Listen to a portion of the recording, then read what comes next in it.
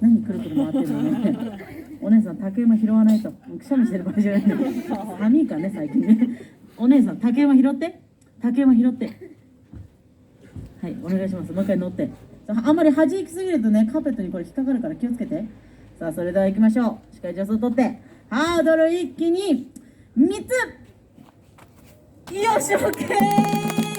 さあ、そして最後かっこよく一瞬です。決まったー。素晴らしい。やればできますね。さあ、それではよし、じゃあさくらちゃんこのまんまの勢いでさ、メインの芸続けてみてもらえますか。